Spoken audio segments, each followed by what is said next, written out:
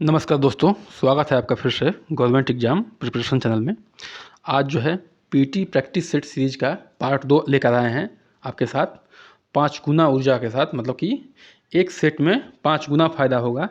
एक क्वेश्चन जिससे संबंधित 5 क्वेश्चनों को मैं बताऊंगा, जिससे वही क्वेश्चन जिसमें होंगे जो क्वेश्चन बार बार और हमेशा आते हैं, बिल्कुल आते हैं। और वो भाई बिल्कुल समझ सकते हैं जो भाई 1-2 बार तैयारी कर चुके हैं, 1-2 साल पेपर दे चुके हैं। ठीक है, पीटी की नहीं, अन्य एग्जामों की भी बात कर रहा हूँ। चलिए कोशिश शुरू करते हैं। देखिए, इसमें टॉपिक वाइज पूरे क्वेश्चन होंगे। ठीक है, जिस तरह से पीटी में आते हैं, जो सिलेबस दिया हुआ है उसके हिसाब से बात कर रहा हूँ मैं। और 25 क्वेश्चन ही करेंगे क्योंकि वीडियो बहुत लंबी हो जाती है। उसके बाद जो है अगला फिर लाऊंगा, उसमें जो है अन्य अन्य सेट होंगे। और मैं ग्राफ का और तालिका का क्वेश्चन बना के तालिका का जो है क्वेश्चन डाल चुका हूँ एकदम बेसिक से। जो भी भाई जिनको कमज़ोर है, जिनका दिक्कत है, जिनको इन सब में टेबल्स में, तालिका में, वो जाके जो है देख सकते हैं और उससे उनको बिल्कुल हेल्प मिलेगा। ठीक है, एकदम आसान भाषा में। और कैसे समय बचाया जा सकता है, उस तरह से मैं जो है उस चीज़ को बताया हूँ। ठीक है, चलिए शुरू करते हैं भारतीय इतिहास के प्रश्न पर। ठीक है, 5 मार्क्स का आता है भारतीय इतिहास का प्रश्न। ठीक है, इंडियन हिस्ट्री। किस हड़प्पाकालीन स्थल की जुताई वाले क्षेत्र के साक्ष्य तथा कृषि कार्य संबंधित अवशेष मिले हैं? ठीक है, तो किस क्षेत्र से मिले हैं? तो मिले हैं कालीबंगा से। क्या मिले हैं? जुताई वाले खेत के साक्ष्य मिले हैं। ठीक है, कालीबंगा का अर्थ क्या होता है? तो कालीबंगा का अर्थ क्या होता है? काली चूड़ी। क्या होती है? काली चूड़ी। ठीक है, एक्स्ट्रा फैक्ट में क्या दिया हुआ है? कालीबंगा राजस्थान के हनुमानगढ़ जिले। ये क्वेश्चन आएगा कि कालीबंगा कहाँ पे है, तो आप याद रखिएगा राजस्थान में है। ठीक है, हनुमानगढ़ जिले याद करने की जरूरत नहीं है। हनुमानगढ़ का एक प्राचीन एवं ऐतिहासिक स्थल है। कपास की खेती के भी अवशेष मिले यहाँ पे, ये ध्यान रखिएगा कि कालीबंगा में कपास के भी अवशेष मिले। जो पॉइंट मैं नोट करा रहा हूँ उसको ध्यान रखिएगा कि राजस्थान में है, कपास के भी साक्ष्य मिले हैं, मिश्रित खेती के भी साक्ष्य मिले हैं, चना सरसों का। ठीक ना, कालीबंगा से प्राप्त हल के अंकित रेखाएं भी प्राप्त हुई। तो क्वेश्चन ही था। ठीक है, देखिए कितने क्वेश्चन बन गए, 1, 2, 3 और एक तो जो क्वेश्चन है वही। यहाँ पे मानव कृषि कार्य भी करता था। इसकी पुष्टि बैल व अन्य पालतू पशुओं की मूर्ति से भी होता है। ठीक है, अब देखिए कुछ साइटें थी जो हड़प्पाकालीन संस्कृति में, वो थी लोथल और सुतकोटदा। ठीक है, लोथल और सुतकोटदा जो था, लोथल कालीबंगा की बात नहीं, लोथल की बात हो रही है, और सुतकोटदा अलग अलग साइटें हैं। ये मशहूर प्रमुख बंदरगाह थे। क्या थे? बंदरगाह थे। ठीक ना, बंदरगाह। ये क्वेश्चन आते हैं, इसको मैं डाल दिया हूँ। ठीक है, कालीबंगा से संबंधित तो क्वेश्चन बता चुका हूँ, लेकिन लोथल और सुतकोटदा क्या थे उस समय की भी कालीबंगा की तरह साइटें हैं। ये गुजरात में है, जो प्रमुख बंदरगाह थे। ठीक है, अच्छा, कालीबंगा में एक और चीज़ है। ठीक है, कालीबंगा में एक और चीज़ पाया गया है। क्या पाया गया है? कालीबंगा में एक और चीज़ पाया गया है, नक्काशीदार ईंट का साक्ष्य मिला है। क्या मिला है? नक्काशीदार ईंट का साक्ष्य मिला है। देखिए कालीबंगा में क्या क्या मिला है पहले बता दूं। जुताई वाले खेत का साक्ष्य, नक्काशीदार ईंट का साक्ष्य, और बताइए कहाँ पे है? ये राजस्थान में है। कपास की खेती के भी अवशेष मिले हैं और मिश्रित खेती के भी अवशेष मिले हैं। लोथल और सुतकोटदा क्या है? प्रमुख बंदरगाह थे हड़प्पा संस्कृति के। ठीक है, और नक्काशीदार ईंट के भी साक्ष्य कालीबंगा से मिले हैं। ठीक है, इतना चीज़ याद रखिए, इसको बार बार रिवाइज करिए। बिल्कुल आने वाले प्रश्न हैं, फ्रीक्वेंटली पूछे जाते हैं। ठीक है, फ्रीक्वेंटली पूछे जाते हैं, इसको ध्यान रखिएगा। ठीक है, देखिए भगवान राम पर केंद्रित भक्ति आंदोलन के अग्रदूत कौन थे? ठीक है, इन्होंने भगवान राम को बड़ा अहमियत दिया है। वो कौन थे? इन्होंने आंदोलन चलाया था भगवान राम के आधार पर, वो थे रामानंद साहब। क्या थे? रामानंद साहब। ठीक है ना, देखिए इनका जन्म कहाँ हुआ था? देखिए इनका जन्म हुआ था 1299 ईस्वी में, रामानंद जी का प्रयागराज में। कहाँ पे हुआ था? प्रयागराज में। ठीक ना, प्रयागराज में हुआ था। ठीक है, मृत्यु हुई थी कब? 1411 ईस्वी में। मृत्यु कब हुई थी? 1411 ईस्वी में। ठीक है, और राम की भक्ति पर उन्होंने बल दिया है। ठीक है ना, राम की भक्ति पर क्या दिया है? बल दिया है। ठीक है, एक बार सुन लीजिए, रामानंद साहब जो है, रामानंद जो थे, 1299 ईस्वी में इनका जन्म हुआ है प्रयागराज में। ठीक है, 1411 ईस्वी में इनकी मृत्यु हुई है। ठीक है, अच्छा, जब इसमें दिया हुआ है ऑप्शन, तो इनके बारे में भी जान लेते हैं थोड़ा। इन्होंने किसकी रचना की है? देखिए ये 1200 ईस्वी के संत थे, 1200 ईस्वी करीब के संत थे। ठीक है, इन्होंने किसकी किसकी रचना की है बताइए। ये किए हैं जयदेव गीत गोविंद के, बहुत ही पूछा जाता है और एकदम फ्रिक्वेंटली पूछा जाता है। गीत गोविंद के और किसके किए हैं, रति मंजरी के। किसके, रति मंजरी के, ठीक ना। दो चीज़ों का इन्होंने क्या किया है अपना, इन्होंने क्या किया, रचना किया है। 1200 ईस्वी के लगभग के समय के ये थे, ठीक है ना। चलिए इनके बारे में जान लेते हैं। जो क्वेश्चन आता है विवेकानंद से, क्या आता है क्वेश्चन, विवेकानंद से जो क्वेश्चन आता है क्या था, इनका नाम क्या था, वास्तविक नाम क्या था, नरेंद्र दत्त। नरेंद्र दत्त वास्तविक नाम था, ठीक है ना। और एक फेमस जो इनके साथ इंसिडेंट हुआ है शिकागो वाला, कौन सा, शिकागो वाला, बार बार पूछा जाता है। शिकागो वाला 1893 ईस्वी में क्या हुआ था, 1893 ईस्वी में इन्होंने क्या किया था, शिकागो में 1893 में आयोजित विश्व धर्म महासभा में भारत की ओर से सनातन धर्म को प्रतिनिधित्व किया था, ठीक ना। क्या किया था, 1893 में आयोजित विश्व धर्म में महासभा में भारत की ओर से सनातन धर्म को प्रतिनिधित्व किया था, ठीक है। अब देखिए एक और बच रहे हैं इसमें संत, ये हैं नामदेव जी, ये भी संत थे, ठीक है।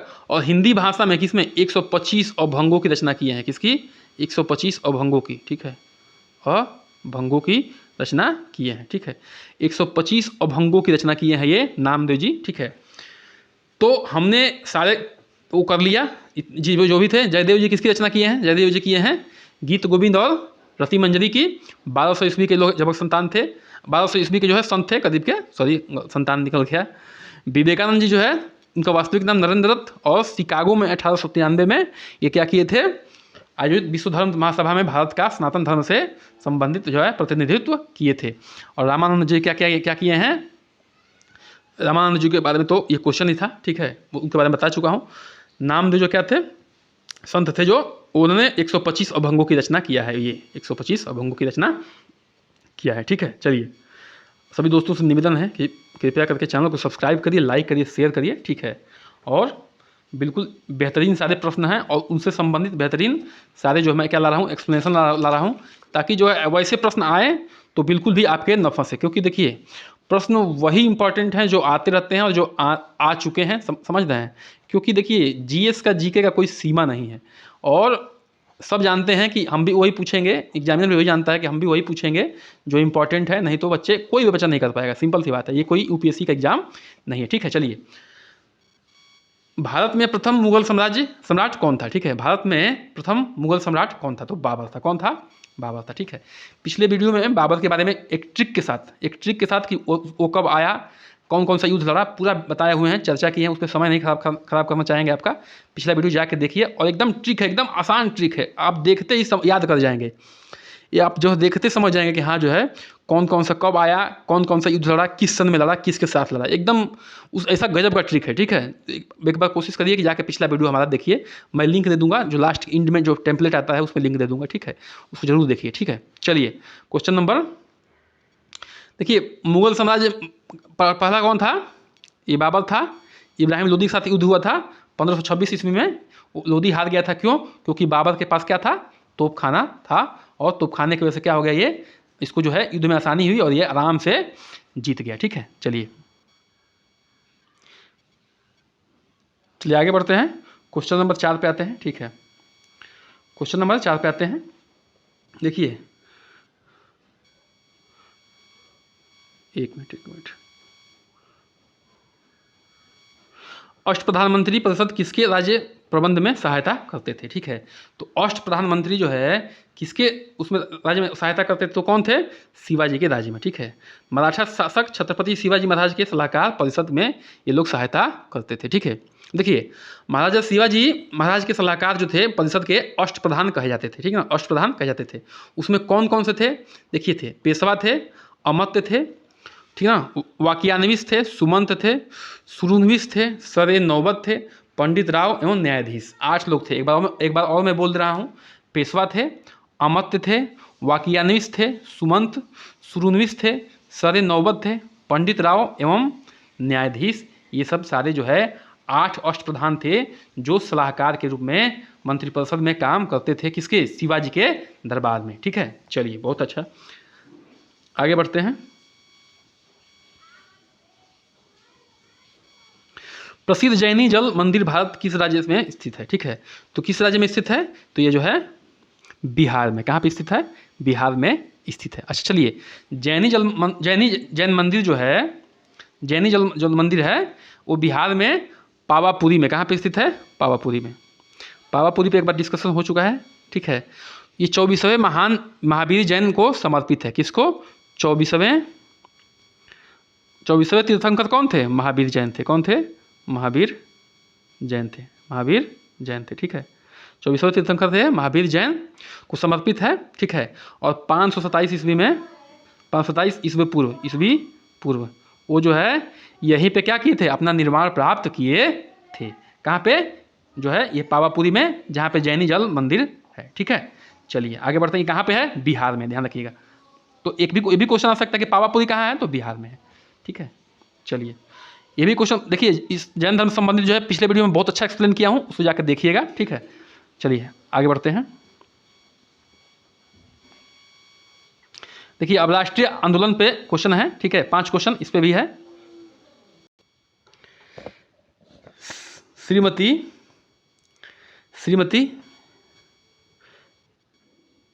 एनी बेसेंट, श्रीमती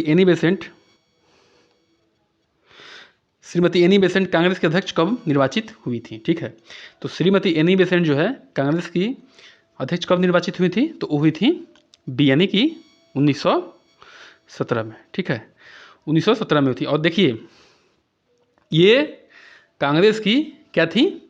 कांग्रेस की पहली महिला अध्यक्ष थी। क्या थी? कांग्रेस की पहली क्या थी? पहली महिला अध्यक्ष थी। ठीक है, हाँ अच्छा। और देखिए इन्होंने दो पत्रिका किया था, 2 पत्रिका को संपादन किया था। ठीक है, 2 पत्रिका का संपादन किया था। कौन सा पत्रिका थी बताइए? वो पत्रिका थी 1914 में, 1914 में पत्रिका थी न्यू इंडिया। कौन सी थी? New India.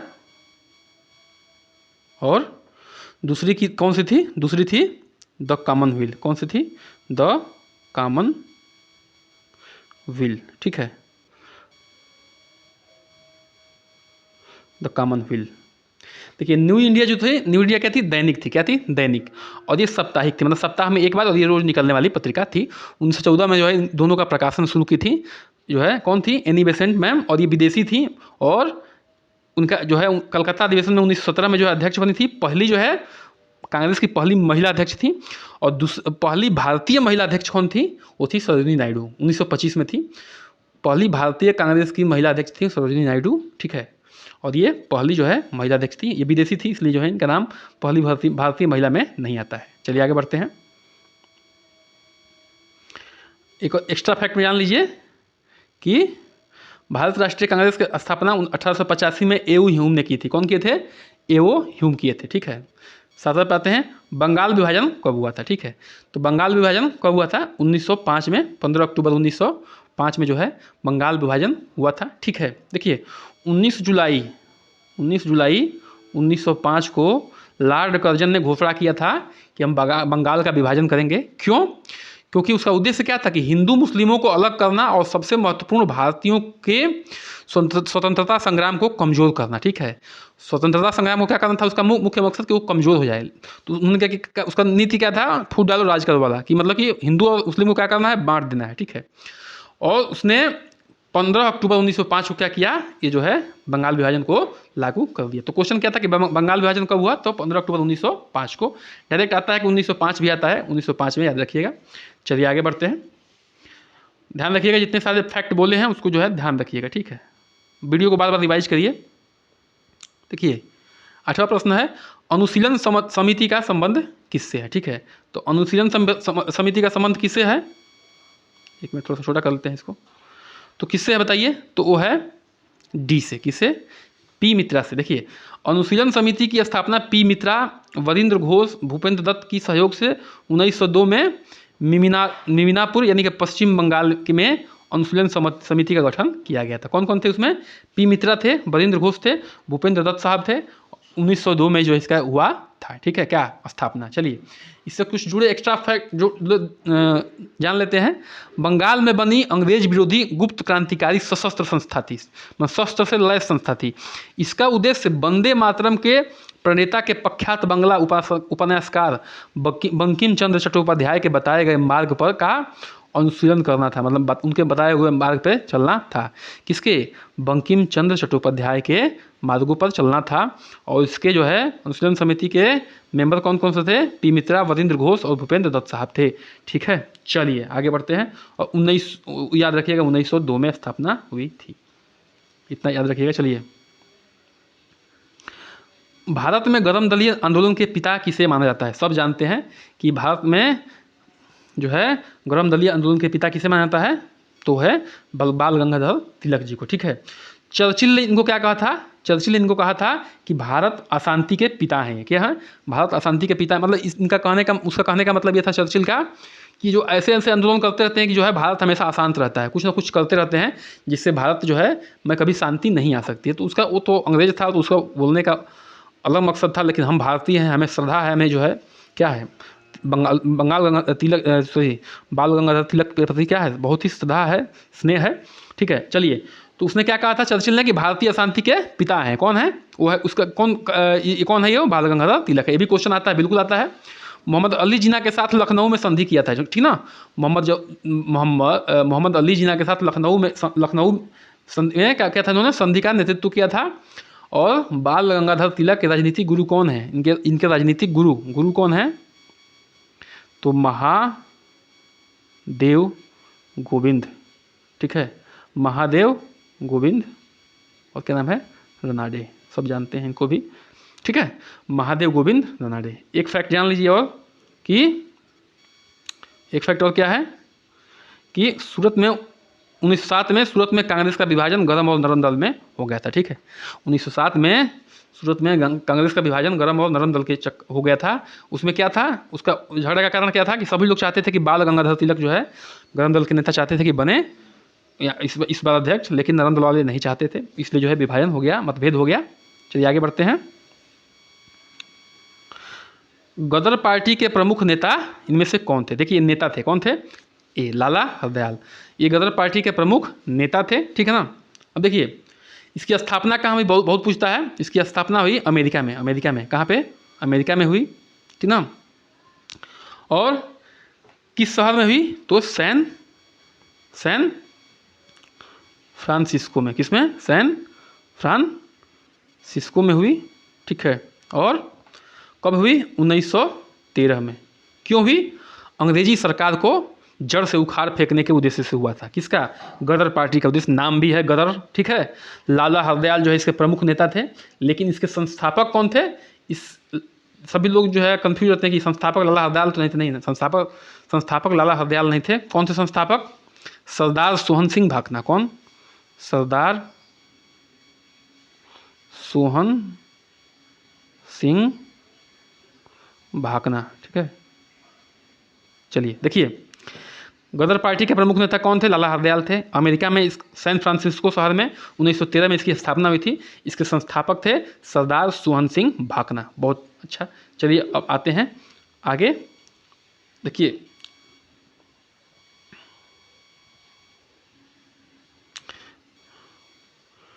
ज्योग्राफी में आते हैं। ठीक है ना? मानस नदी किस नदी के सहायक नदी है? ठीक है, अगर देखिए अगर भाकना का नाम नहीं होगा, सरदार सोहन सिंह भाकना का नाम नहीं होगा, तो आप लाला हरदयाल मार दीजिएगा संस्थापक में। ठीक है, लेकिन हमें पूरा विश्वास है कि सरदार सोहन सिंह भाकना का नाम होगा। अगर नहीं होगा तो लाला हरदयाल का नाम मार दीजिएगा। ठीक है, चलिए मानस नदी जो है किसकी सहायक नदी है? तो किसकी सहायक नदी है? तो ब्रह्मपुत्र की सहायक नदी। ठीक है, अब देखिए ब्रह्मपुत्र के बारे में जान लीजिए क्या क्या ब्रह्मपुत्र नदी के बारे में है। यारलुंग सांगपो तिब्बत में कहते हैं। क्या कहते हैं? एक मिनट, यारलुंग सांगपो। यारलुंग सांगपो कहाँ कहते हैं? तिब्बत में कहते हैं। जमुना कहाँ कहते हैं इसको? बांग्लादेश में कहते हैं। दिहांग कहाँ कहते हैं? सियांग या दिहांग एक ही बात है। दिहांग कहाँ कहते हैं? बोलिए। दिहांग कहते हैं अरुणाचल प्रदेश में। ठीक ना? देखिए यारलुंग सांगपो जो है तिब्बत में कहते हैं। जमुना कहाँ कहते हैं? बांग्लादेश में, और दिहांग कहाँ कहते हैं, अरुणाचल प्रदेश में। ठीक है, सुबनसिरी, तीस्ता, लोहित, ठीक है ना, सुबनसिरी, तीस्ता, लोहित और मानस, ये सब क्या है, इसकी प्रमुख सहायक नदियाँ हैं। सुबनसिरी, तीस्ता, लोहित, बराक, मानस, ये सब जो है इसकी प्रमुख जो है क्या है बताइए, प्रमुख सहायक नदियाँ हैं। ठीक है, अब देखिए एक मिनट जो है महानदी के बारे में जान लीजिए। महानदी जो है का उद्गम स्थल कहाँ पे है, ठीक ना, उद्गम स्थल कहाँ पे है, स्थित सिहावा नामक पर्वत श्रेणी पे है। कहाँ पे है, सिहावा, सिहावा पर्वत श्रेणी पे है। ठीक है, और गंगा का उद्गम कहाँ है, गंगा का, ठीक है, तो ये गौमुख नामक स्थान से है, जो गंगोत्री का हिमनद है। कौन सा, गंगा का जो है गौमुख, क्या है, गौमुख। एकदम रिवाइज करते चलिए बिल्कुल, और जिसको नहीं आता वो नोट डाउन करते चलिए, बार बार रिवाइज कर लीजिए वीडियो से ही। ठीक है, गौमुख नामक स्थान से, ठीक ना, गंगोत्री ग्लेशियर से। कौन सा ग्लेशियर, गंगोत्री ग्लेशियर। ठीक है, गंगोत्री ग्लेशियर से, गौमुख नामक स्थान से जो है इसका उद्गम होता है।